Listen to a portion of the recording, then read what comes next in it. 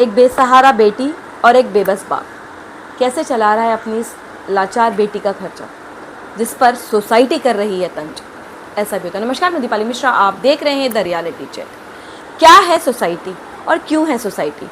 क्या सोसाइटी को चलाने वाले चेयरमैन सेक्रेटरी खुद को मालिक समझ लेते हैं सोसाइटी की और करने लगते हैं अत्याचार?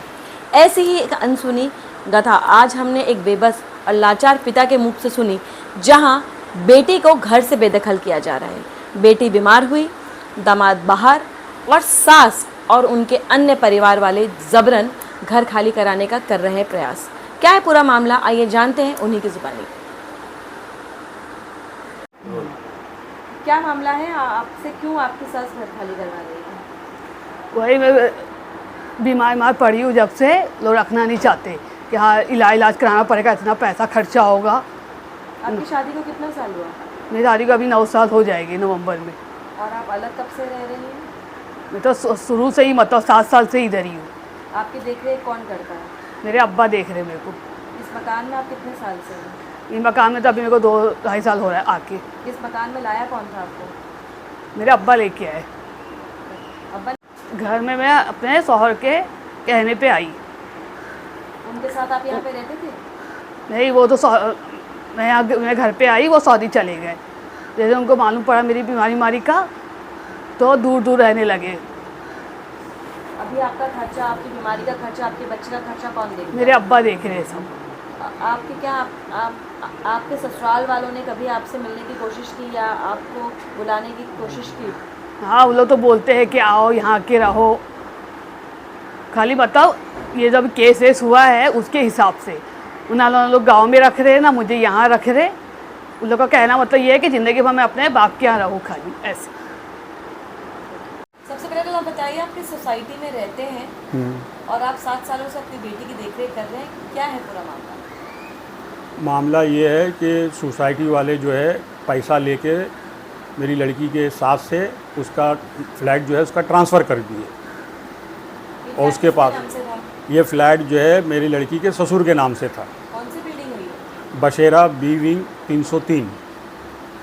आपको क्या लगता है सोसाइटी वाले जबरन आपकी बेटी के साथ अन्याय कर रहे हैं? हाँ, बेटी मेरी आती जाती है तो उसको ताना तोशी देते हैं, क्या रे फ्लैट कब्जा करके रखी है, ऐसा है, लिफ्ट कब्जा करके रखी है, और उसको बोलते हैं कि तू ये फ्लैट खाली कर दे।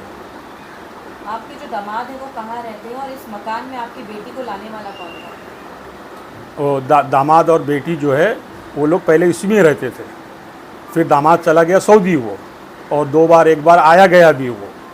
जब से ये बीमारी मालूम पड़ी है तब से वो नहीं रखना चाह रहा है इसको, और नहीं इतना खर्चा पानी इंटरेस्ट नहीं देता है।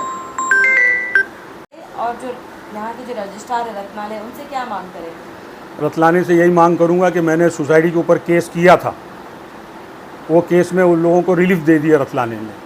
आगे ये फ्लैट जो है वो लोग बेच नहीं पावे और ना ही खाली करा पावे मेरी लड़की से। आज मैं हूँ, कल मैं नहीं रहूँगा, तो मेरी लड़की किसके सहारे रहेगी?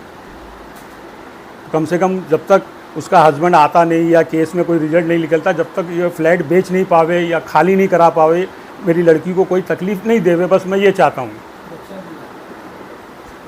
एक बच्चा है, 7, साढ़े 7, 8 साल का एक बच्चा है, उसका पढ़ाई लिखाई कोई कुछ नहीं देता है। सोसाइटी वाले बिठाओ, उसको लाओ, बुलाओ, बात कराओ, नहीं हमको क्या करने का? तो तुम उसको मदद क्यों करते हैं? मेंटेनेंस का बिल नहीं देते घर पे, नहीं देंगे मेंटेनेंस का बिल।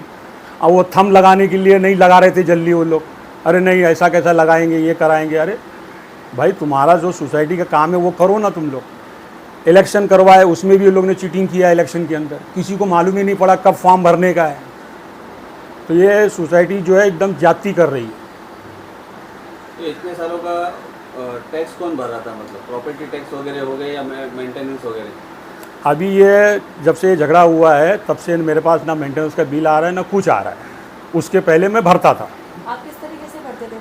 मैं चेक से भरता था। और सोसाइटी आपका चेक लेती थी? एक्सेप्ट करती थी, हाँ।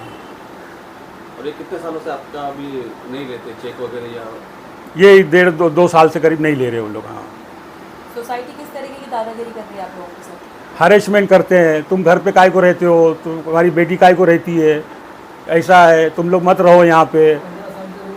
हाँ, तो सोसाइटी जो है उन लोगों को पूरा सपोर्ट कर रही है कि हाँ ये फ्लैट जो है इन लोग से खाली करवा लो। कई सालों से मालिकाना हक ससुर का था। उनके गुजर जाने के बाद फ्लैट हो गया सास के नाम। अब क्योंकि बहू है बीमार, इसीलिए निकालना है उसके घर से और बेचना है ये घर। आखिर ये बेबस औरत जाएगी कहाँ? क्यों नहीं पुलिस प्रशासन या शासन किसी भी तरीके का निर्णय दे पा रही है? क्यों नहीं रजिस्ट्रार ऐसे सेक्रेटरी चेयरमैन पे कर पा रहा है काबू? आखिर सेक्रेटरी चेयरमैन कब तक दिखाते रहेंगे दादागिरी? जानने के लिए बने रहें, जुड़े रहें और देखते रहें मेरा नहीं दीपाली मिश्रा के साथ द रियलिटी चेक।